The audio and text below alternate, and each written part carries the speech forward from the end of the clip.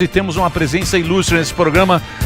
Foi governador de Alagoas, primeiro presidente eleito democraticamente depois da reabertura, senador da República pelo estado de Alagoas. Está aqui, senhoras e senhores, uma salva de palmas para Fernando Collor de Mello. Minha gente. Olha ele aí. Ó aqui, ó. Olha a carinha. Ah, tá aqui o Fernando. E vou falar pra você, na época, cara, eu tava lembrando ontem, porra, fez lá o plano que foi uma cagada. Putz, congelou a economia. Plano. Não, mas não é. Não é. Mas o Collor, ele ganhou do Barba, Do Lula. ele ganhou do Lula, 22, cara. ele ganhou do Covas e ganhou do... Aureliano Chaves. Do Rio, pô. Maluf. Não, Brizola. Do Brizola. E do Silvio Mas Santos tava fácil saiu ganhar também. do Lula Que eu naquela saí, época. porque senão eu ganhava. E depois teve o impeachment. Sim. Tinha um partido pequeno, PRN, que era um partido que tinha três. Aí os caras fizeram o esqueminha, pá. A Elba. Aí Brasil. pediu a renúncia. Depois foi absolvido, né, presidente? É isso mesmo, muito bom dia, muito boa tarde a todos vocês. É uma alegria estar participando aí do programa Pânico. Uma boa tarde a você, especial. Na realidade, tudo isso que você disse, confere. Eu fui afastado da presidência da República por um processo de impeachment, que é um processo eminentemente político. Alguns acham que o impeachment tem algum caráter jurídico, algum aspecto, alguma juridicidade. Não existe. É político somente. Então, o que acontece no processo de impeachment? As leis são instrumentalizadas para atender aquilo que ficou decidido previamente por uma maioria que se forma no Congresso Nacional, para materializar essa decisão. E quando eu não obtive a maioria parlamentar, que é algo e foi um equívoco fundamental que eu tive no meu governo, de não ter a preocupação de construir uma maioria no parlamento que me desse a sustentação para governar, quando eu não tive essa maioria, esse grupo de deputados, que começa pela Câmara, como nós sabemos, o processo, se reuniu e decidiu pelo meu afastamento, baseado em suposições de que as acusações que me faziam à época fossem verdadeiras. Depois de 2 anos de investigação, isso tudo foi levado ao Supremo Tribunal Federal, que me julgou inocente de todas essas acusações. Então, é isso que eu posso chegar e dizer, e ao mesmo tempo falar sobre a questão do programa. O nosso programa econômico, ele deu resultado, sim. Ele teve esse empecilho, esse mal-estar, para dizer o mínimo, né, em relação a uma faixa da população que teve os seus bens bloqueados e, enfim, teve muitos problemas em relação a isso. Mas o programa criou as bases macroeconômicas fundamentais para que no futuro pudesse ser implantado o programa de estabilização monetária que veio no chamado Plano Real. Sem as medidas que nós adotamos no começo do nosso governo, em 1990, isso não teria sido possível. Ao mesmo tempo, nós assumimos o governo com uma inflação de 80% ao mês. Fica até difícil para aqueles que viveram naquele momento, hoje ainda, pensando e lembrando aqueles momentos, aqueles instantes, realizar o que significa uma inflação de 80% ao mês, sobretudo à geração mais jovem. É impensável uma inflação como essa nos dias de hoje, né? Como ela podia fazer a penalização, sobretudo, das camadas mais vulneráveis, menos aquinhoadas, sobretudo os assalariados e os trabalhadores que não tinham como se defender daquela inflação, porque não conheciam nem os mecanismos, nem dispunham de recursos suficientes para aplicar no mercado de capitais, como faziam aqueles que tinham algum recurso, para poder se defender dessa inflação. Não, mas Isso é traumático, né, Collor? Desculpa, eu era muito moleque, eu tava até falando com o Emílio. Por que você congelou? O Emílio me explicou um pouco. Zélia. A Zélia teve aquele plano. Teve muita gente, do dia pra noite, o cara não podia tirar o dinheiro do banco. Isso daí, muita gente quebrou, e nem pra falar, né? Tocar nesse assunto que nem chegar nos detalhes finais. Mas eu queria que você falasse, por que foi essa estratégia, a sua ida zero de congelar? Bom, em primeiro lugar, eu queria dizer a vocês o seguinte: é muito boa essa pergunta, porque dá para explicar e se fazer entender. Esse plano não estava somente na minha cabeça. Esse plano estava na cabeça de todas as equipes econômicas que coordenavam o programa econômico dos principais candidatos à presidência da República. O maior exemplo disso é que na semana em que nós implementamos o programa econômico, o Aloysio Mercadante, que era o chefe da equipe econômica do então candidato Lula, visitou a ministra Zélia no ministério e disse a ela: Zélia, esse era o programa dos nossos sonhos, nossos do PT e da equipe econômica que assessorava o Lula. Só que há uma diferença: se fôssemos nós a implementar esse programa, no dia seguinte nós estaríamos fora do governo. Então, em todo o espectro ideológico, havia esse consenso econômico de que, para nós vencermos a inflação de 80% ao mês, nós teríamos que passar, em primeiro lugar, por um congelamento de preços. Acontece que, se nós congelássemos os preços e não bloqueássemos os ativos, ativos significando o dinheiro em circulação na economia, se nós não bloqueássemos esses ativos, e o montante de dinheiro era enorme, porque a cada 10 pontos de inflação, a Casa da Moeda tinha que girar a roda e imprimir dinheiro para que não faltasse recursos nas transações correntes da economia.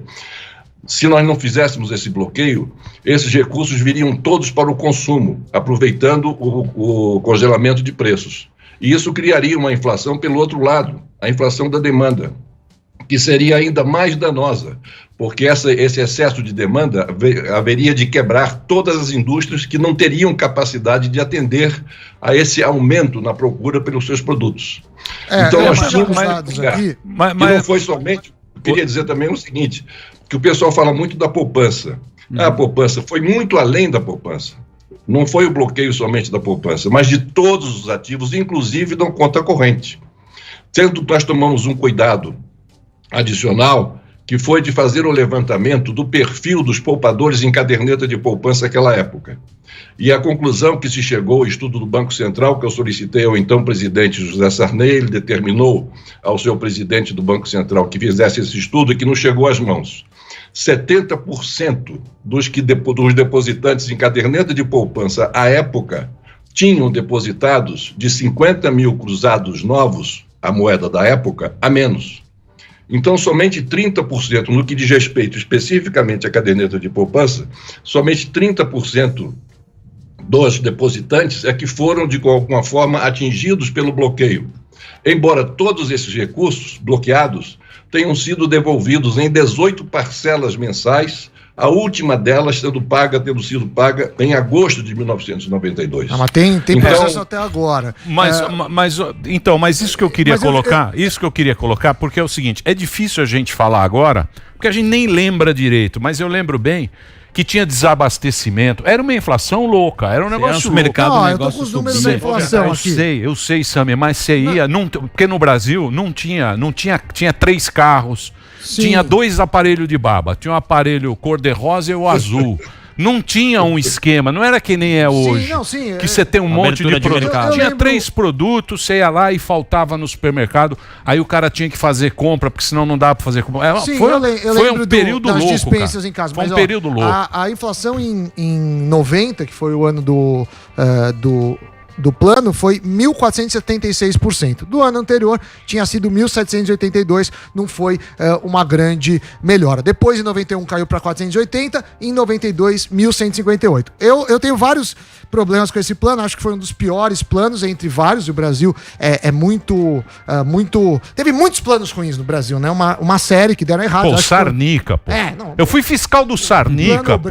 Eu ficava no supermercado brigando. É que você era pequeno. Não, mas é só os velhos que lembram. Mas eu lembro dos... Mas do Collor não deu certo também. Eu queria perguntar... Mas era outro país, era outra coisa. Eu acho que uma coisa interessante que o Collor fez foi aquela questão das carroças, né? Que ele falou, os carros são umas carroças, abriu o mercado, para mim foi o maior acerto do ponto de vista econômico. Mas eu queria perguntar o seguinte, vamos olhar para frente. Vamos olhar para frente. Não vamos olhar para o retrovisor, vamos olhar para frente. Do ponto de vista econômico, qual que você acha que é o maior acerto do atual governo e qual o maior erro do atual governo, do ponto de vista econômico? Do posto Ipiranga? Se ele tem isso, porque ele é um cara que gosta de economia, acredito, claro, ele está defendendo lá o que ele fez, mas eu acho que isso é passado. Na época, claro que parecia uma boa ideia, senão não teria feito. Bom, como todo liberal, e ele é o ultraliberal, o nosso ministro da Economia, né, ele entrou com a aplicação das medidas do ajuste fiscal. Quer dizer, que é o fundamento do programa liberal, é o ajuste de contas, o equilíbrio das contas públicas. Aliás, eu gostaria de dizer que o meu governo foi o único governo, desde que a República foi instaurada no nosso país, que apresentou mês a mês superávit na execução orçamentária, durante todo o período em que governei o Brasil. Mês a mês. Nenhum outro governo apresentou isso. O que significa superávit na execução orçamentária? Significa que, em todos os meses, nós não gastávamos mais do que nós arrecadávamos. Estávamos rigorosamente aplicando esse programa e que foi adiante, né? Depois, os outros governos só veio a ser recuperado com o Plano Real, lá já no governo com o Itamar, mas quem fez foi o Fernando Henrique Cardoso. Bom, então hoje o programa ultraliberal do ministro da Economia é um programa que não se adapta mais ao momento que nós estamos vivendo, porque o ajuste de contas não se concilia com a necessidade que o Estado brasileiro tem de fazer frente às enormes necessidades da população que está sofrendo em função da pandemia que se abateu sobre nós e sobre o mundo. Então, uma coisa não concilia com a outra. Ele agora apresentou, por exemplo, a reforma tributária. Apresentou de uma forma equivocada, porque primeiro está apresentando de uma maneira fatiada. Apresentou um pedacinho depois de 1 ano e meio de atraso em que foi anunciado que essa reforma tributária seria encaminhada ao Congresso. E essa reforma tributária fatiada, nós sabemos que ela não vai guardar coerência quando chegar às outras partes. E a tendência vai ser de prejudicar, como já está sendo prejudicada nessa primeira parte encaminhada ao Congresso Nacional, o setor de serviços. É uma brutalidade o que está acontecendo. Aumentar de 3% para 12% a alíquota do setor de bens e serviços, isso é uma coisa inominável. Quando nós sabemos que se há um setor que ainda hoje vem sustentando agora, nessa pandemia, de alguma forma a economia, é o setor de serviços. Então, é muito importante que nós vejamos a capacidade que ele vai ter, não é saber se o programa é bom ou se o programa é ruim, mas é saber se a capacidade do governo de fazer aprovar esse programa ou esse projeto que ele julga ser o melhor para o país no Congresso Nacional. Porque o programa pode ser o melhor do mundo. Se não tiver viabilidade no Congresso Nacional, ele não existe, ele deixa de existir, ele não é factível, ele não é realizável. Então, eu acho que ele, no início do governo, do atual governo, o processo das reformas, dentro do que ele preconizou, o ministro da Economia, já que o presidente falou desde o início que não entende de economia, e quem falaria sobre economia diria que faria os planos necessários para resolver os problemas econômicos, seria o seu ministro da Economia.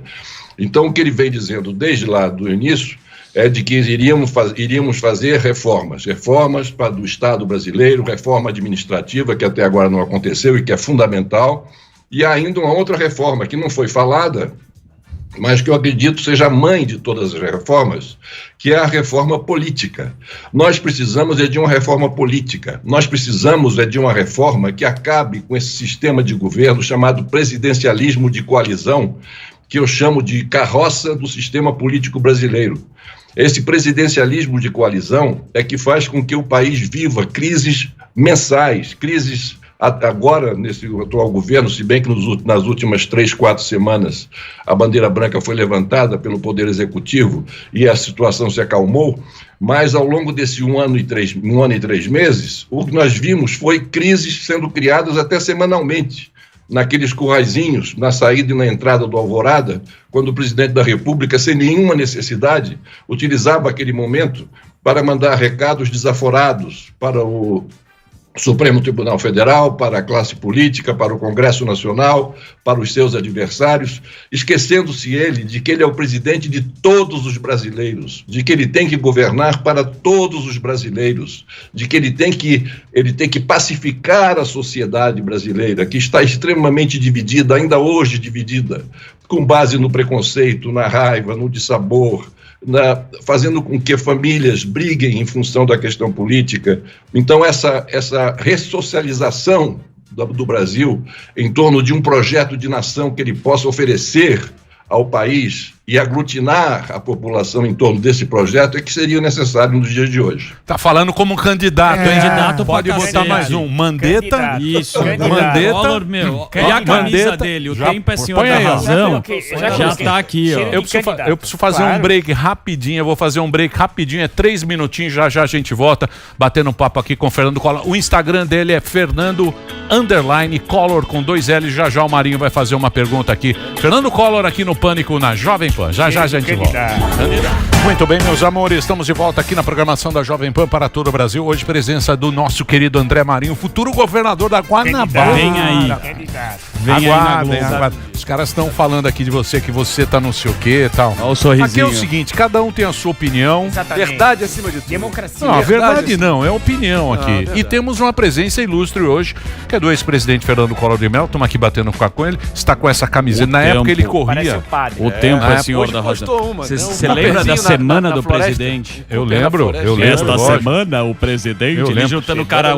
E vou dizer uma coisa pra você. Tudo bem, os caras aqui tem muita gente xingando por causa do plano Collor, por causa da Zélia lá, que não deu certo. Mas o Collor, ele fez, porra, cara, eu tava lembrando aqui agora, A abertura comercial porque o Brasil foi era importante. fechado. Eu não... Tinha globalização. Então, ele era fechado, então tinha reserva de mercado. O computador aqui era só feito na Zona Franca de...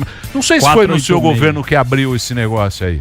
Era Foi, ruim, cara, foi. e custava caro. E aí os caras, bicho, não tinha nada aqui.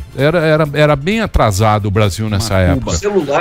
Celular. Não tinha havia tijolão. celular, Não tinha nada aqui no Brasil. Não havia celular. Não Nem tinha tijolão. não tinha tijolão, não tinha celular. O computador só podia vir computador da Zona Franca de Manaus. E era uma coisa mais antiga e custava muito caro. Eu lembro. Então eu acho que isso... Vocês não lembram isso? Eu lembro, Vocês pô. são jovens. Mas Quantos eu anos você tem? Eu tenho 41, só que... Então, só mas que... você faz 30 anos, você Mas- tinha 10, pô. Então, mas eu já tinha interesse por computadores. Ah, que Agora interesse. então, você Eu era tinha programador. 10. Você Você não tinha lembra. o Pense Bem. Eu ganhei meu primeiro Excel. computador com Você 12 não- anos. Vocês não lembram que Com era... 12 anos eu tinha Vocês não computador. lembram o que foi a hiperinflação, cara? Eu lembro. Não lembram. Eu Não lembro lembram. de Só os dispensa na veinhos. minha casa. Só os veinhos. Não, eu não lembro dos Só preços, os mas eu lembro da veinhos. dispensa em O casa. dinheiro não valia nada, carimbava dinheiro, bicho. Graças a Deus acabou esse negócio. Mas deixa eu fazer uma pergunta pra você, Collor. Então você foi um cara que deu esse...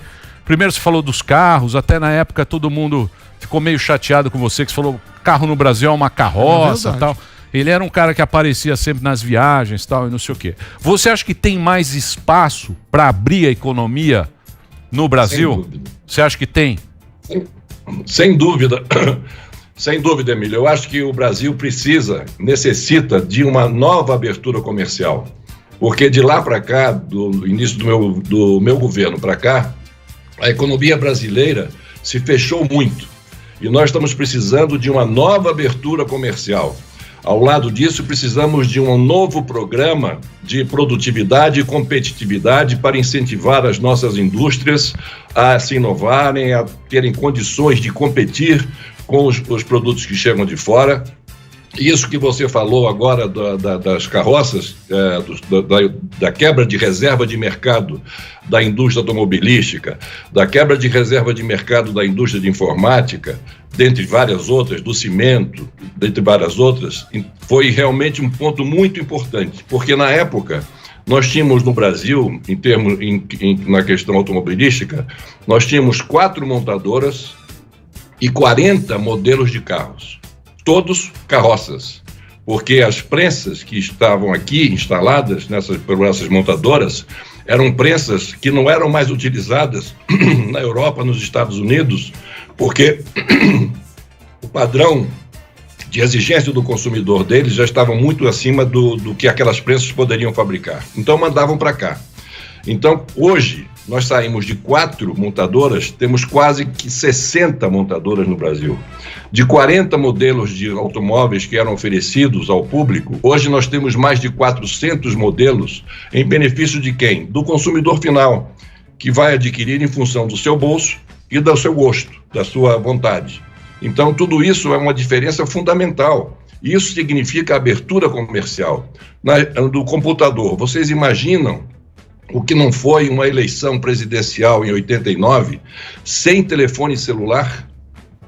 A logística, como era complicada de se fazer para uma eleição presidencial sem o telefone celular. Hoje nós não saímos de casa, nós apalpamos os bolsos para saber, não é mais se tem a carteira, ou se tem o lenço, ou se tem a caderneta de anotação, seja lá o que for. O que a gente procura em primeiro lugar, cadê meu celular? Eu estou com meu celular e nós não tínhamos celular. Então foi a abertura comercial promovida pelo meu governo que permitiu que o telefone celular chegasse. Que chegassem computadores que fossem modernos, que fossem atualizados. Naquela época, o computador que o Brasil produzia aqui no Brasil, em função da reserva de mercado, era 4 gerações atrás do computador vendido num drugstore americano. Então, hoje nós temos computadores de última linha, temos celulares de última linha em função dessa abertura.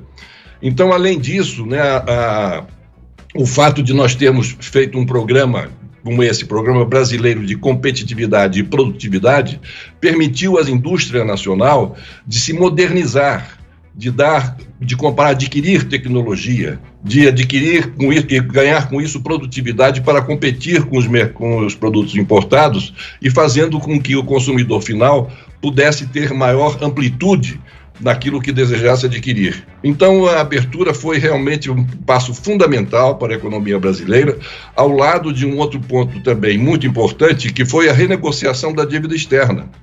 Porque junto com a inflação de 80% ao mês, eu também herdei o país sem pagar a sua dívida externa, dentro daquele chavão, devo, não nego, pago quando puder.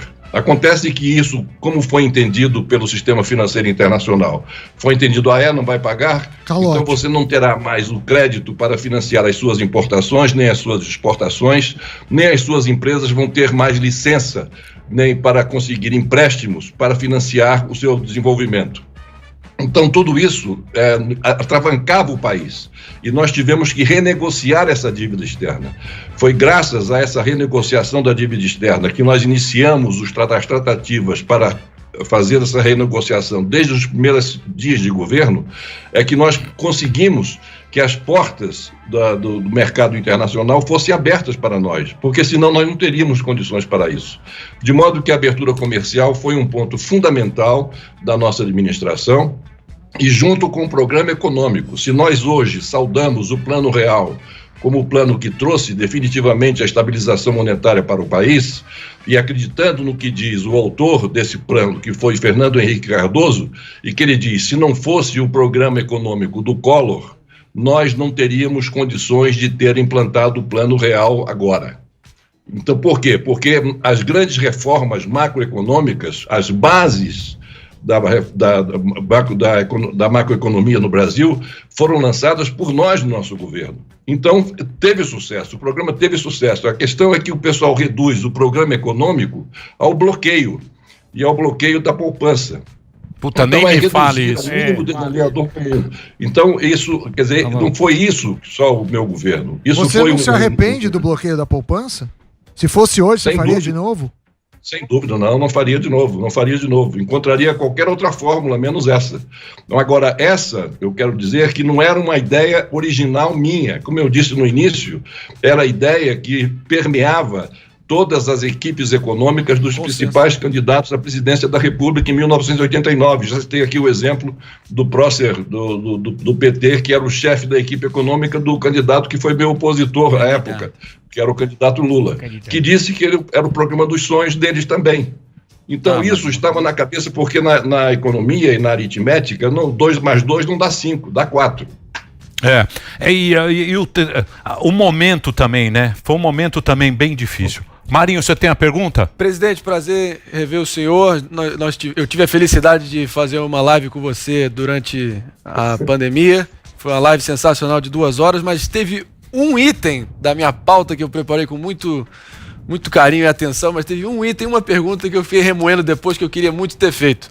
Vamos voltar um pouco no tempo para aquela sua eleição alucinante de 89 e no último debate contra o Lula, em determinado momento você citou uma frase que, assim, poderia parecer incompreensível, aparentemente até fora de lugar, mas você mencionou dizendo que eu não tenho um aparelho de som. E desde aquele momento o Lula ficou engessado, ficou suando frio, a pressão dele baixou, o joelho dele começou a ceder e o debate nunca mais foi o mesmo. E era um momento decisivo, era o último debate. Você estava em tendência de queda e ele estava em tendência de alta nas pesquisas. E uma semana antes também teve o caso da amante, da Lurian, que, enfim, de novo, isso prescreveu no tempo, moralmente e politicamente. E a gente sabe, você melhor do que qualquer um, que política é um esporte de contato e não é para ginasiano. Mas a pergunta é, que aparelho de som foi aquele? Porque supostamente ele teria um affair na época. Ele tinha um 3 em 1. Ele tinha um affair por fora. 3 em 1. Era que ele tinha um affair que você presenteou ele, que ele havia presenteado para uma affair dele, e você fez isso para acabar com o debate dele? Não, para vocês verem como as coisas, né, elas são decodificadas de forma diferente. Teve um momento, durante a campanha, antes do debate, eu estava assistindo um programa de televisão noticioso e eu vi, então, o Lula dando uma entrevista. E por trás do Lula tinha uma parede de tijolo aparente, era uma estante, e tinha diversos aparelhos de som. E eu olhei para os aparelhos de som que estavam atrás dele e identifiquei um aparelho que eu estava procurando à época, que era um aparelho de Laserdisc. Naquela época o Laserdisc era daqueles tipo long play, né? E que eu estava procurando e que no Brasil não tinha. E eu estava procurando importar, trazer de fora. Aí eu olhei e disse, ué, mas o Lula está na casa dele e tem Laserdisc? Não é possível. Então foi isso que eu me referi no debate. Eu falei, na realidade você tem um equipamento de som que eu não tenho, que eu gostaria muito de ter, mas que você... Enfim, você conseguiu, você tem um Laserdisc na sua casa. E a casa não era dele, a casa era de um advogado, compadre dele. Depois eu vim a saber que era do compadre advogado dele. Mas era rigorosamente em referência a um aparelho de som. E nada mais além disso. Nesse debate, só uma pergunta.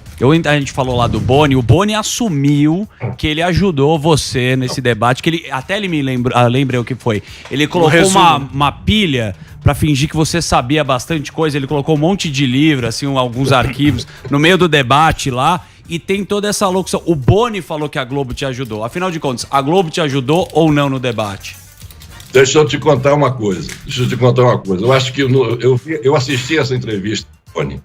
Eu acho que depois dele ter dado, muito tempo depois que me falaram sobre isso, eu falei, não é possível que o Boni tenha falado algo que não é verdadeiro, que não é verdade.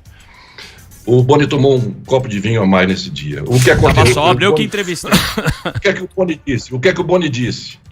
O Boni disse que, primeiro, ele passou uma maquiagem para parecer que eu estava suado, para ficar mais parecido com o Lula. Segundo, ele disse que preparou aquelas pastas e que naquelas pastas e tal, ele preparou, organizou tudo.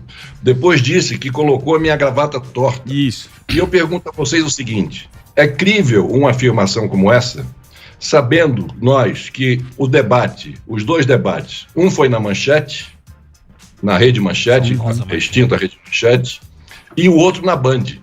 Vocês imaginam o Boni dentro de o cara dá uma puta inventada. Tô decepcionado. Para fazer nem teve debate, pô.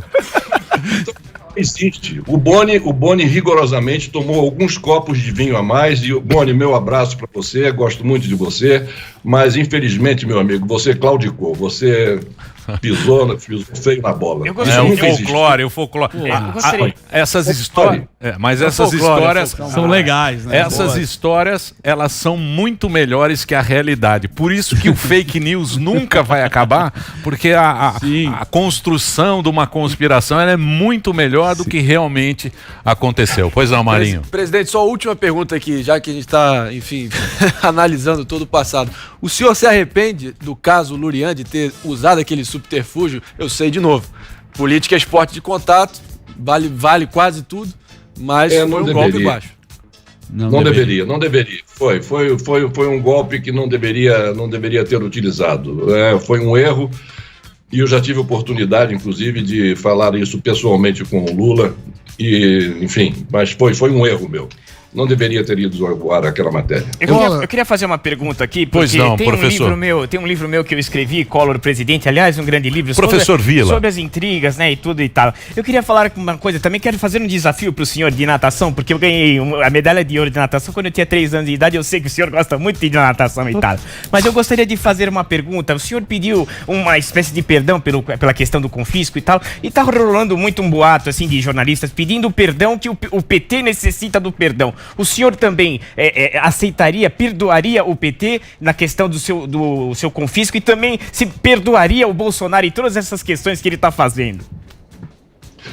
O PT teria que fazer, na realidade, uma análise do que foi o seu governo. Tem pontos positivos, tem pontos que não são positivos. Eu acho que não custaria nada ao PT e ao próprio governo do PT durante esses 12, 13 anos em que estiveram à frente dos destinos do país, de fazer uma avaliação, de conversar com a população brasileira, de conversar clara e abertamente, e dizer quais foram os seus equívocos, quais foram os seus erros. Enfim, isso ficaria, eu acho que engrandeceria o partido, engrandeceria o próprio Lula. Em relação ao atual governo, eu acho que ainda é muito cedo para nós fazermos qualquer tipo de consideração definitiva sobre do legado desse governo. Nós temos que aguardar um pouco mais para podermos realizar isso. Collor, eu tenho uma pergunta. No final de abril desse ano, ou seja, há poucos meses, você afirmou que via um desenlace anunciado e que... Desenlace.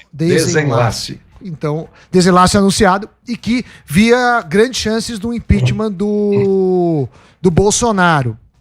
Você ainda concorda com isso? Você acha que vai culminar no impeachment o governo como pelo andar da carruagem? E também se você acha que o impeachment seria justo com Bolsonaro ou não? Veja bem, você utilizou exatamente o termo de que eu me vali, desenlace.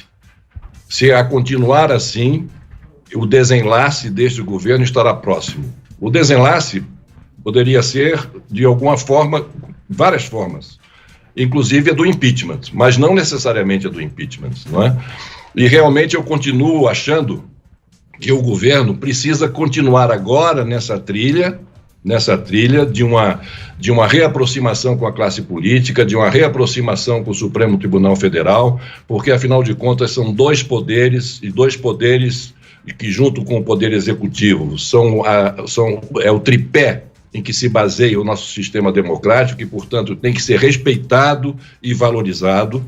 Então, se ele continuar fazendo isso, tentando essa reaproximação e deixando de dar declarações absolutamente sem sentido, sem nexo e com consequências terríveis, exatamente por serem sem sentido e sem nexo.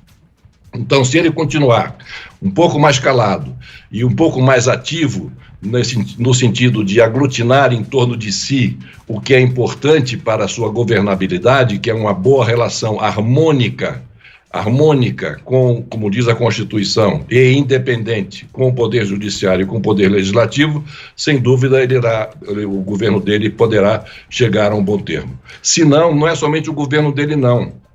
Qualquer governo que não tenha essa relação harmoniosa dos poderes e qualquer governo que não tenha maioria parlamentar no Congresso Nacional não consegue concluir o seu mandato.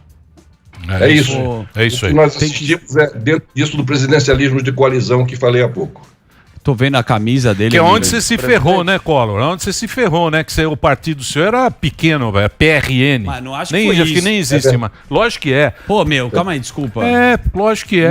Não, a gente nem falou. O impeachment, quem vota, foi igual a Dilma, pô. Calma aí, o impeachment. Os caras se juntaram, vamos tirar a Dilma, vamos. Vai lá. Você acha que foi claro, isso? Lógico que é. Você acha que foi isso? Não. Por que ele sofreu impeachment? Corrupção. E o PC Siqueira? O PC Farias. Eu sei, mas não é. Quem e o PC Farias? E aquela capa do irmão deixa eu falar. Que não tá mais aqui do Pedro, né? Isso aí. Foi isso, cara? Foi isso pra opinião pública, pra turma sair na rua. Pra ter impeachment, vê a Dilma. Turma se juntou. Pô, o que é? A galera tá indo na rua. Vamos lá, pá, junta os caras. O Eduardo... Não... O Eduardinho. Sim. Eduardo Cunha juntou a galera. Articularam. Tinha os caras ali. Vamos lá, vamos aqui agora. Mas não teve corrupção? Vamos pegar o PMDB. Foi a mesma coisa. Posso perguntar pra ele? Desculpa, tá escrito aqui. Foi absolvido. O tempo é o senhor da razão. Pelo Supremo. Posso perguntar? Deixa ele responder uma coisa. O que aconteceu com o PC? Esse aqui é o emblemático. Tem a capa, né, do teu irmão. Quem né, matou, tá mais né? aqui. Quem matou. Ele conta tudo isso daí. Quem matou? Como que é essa história? E se foi isso que te derrubou em 92, te ajudou também a sair? Não, veja bem, o que eu estava dizendo, e é isso mais ou menos que o Emílio entendeu perfeitamente. Lógico. A questão do impeachment é uma questão eminentemente política. Tudo isso aí faz parte, né, o creme do bolo, é a cereja do bolo, são as diversas cerejas do bolo. Então, o livro do meu irmão, com essas barbaridades que ele ali colocou, não é? Todas essas notícias em relação a todo esse folclore que se criou em torno do Paulo César Farias, tudo isso é a cereja do bolo. Então as pessoas ficam se saciando com essas cerejas e não experimentam o bolo, não experimentam aquilo que é o principal, que foi exatamente o grande legado que o meu governo, vocês me desculpem a imodéstia, mas o grande legado do meu governo, que é isso da qual nós hoje estamos desfrutando, que é exatamente a questão da abertura comercial e a questão de ter criado as bases para que finalmente pudéssemos ter a estabilização monetária do país. Então, em relação à corrupção, eu fui acusado de inúmeras coisas, várias coisas. Eu fui acusado de, nossa senhora, acusação de tudo quanto é tipo. Então, essas acusações todas foram levadas ao julgamento do Supremo Tribunal Federal, que, vendo essas acusações, chegou e disse: esse homem, essa pessoa é inocente de todas as acusações que estão fazendo em relação a ele. E eu me declararam inocente. Então é isso que eu posso apresentar a vocês. Ou seja, é o atestado de inocência passado pela mais alta corte de justiça do país, pessoal. Mais do que isso política. Eu posso fazer. Porque é somente chegar e dizer porque o fulano disse isso, porque o fulano disse aquilo, e dar a versão de quem viveu o fato. Por exemplo, essa questão do Boni. Foi a oportunidade que eu tive pela primeira vez de falar sobre isso. Porque na cabeça de todo mundo, a palavra do Boni é que estava prevalecendo. Mas nunca ninguém chegou para mim e perguntar: Collor, é verdade aquilo que o Boni falou? Porque o pessoal pegava aquilo e dizia assim: não, se é contra o Collor, vai ser bom. Então são essas questões que a gente pode chegar e hoje falar, não é, dando a versão de quem viveu o fato. Ou seja, a minha versão. Por isso que você está com essa camiseta aí, o tempo é o senhor da razão. Tem muita coisa. E como diria Mahatma Gandhi, olho por olho, todo mundo vai ficar cego. Preciso encerrar, Marinho, desculpa. Tá bom, tranquilo. Eu quero agradecer a presença do Fernando Collor, bater um papo bacana aqui com a gente. Foi legal? Você gostou? Ex-presidente, acho que não... O presidente sempre você tem que chamar de presidente. Presida.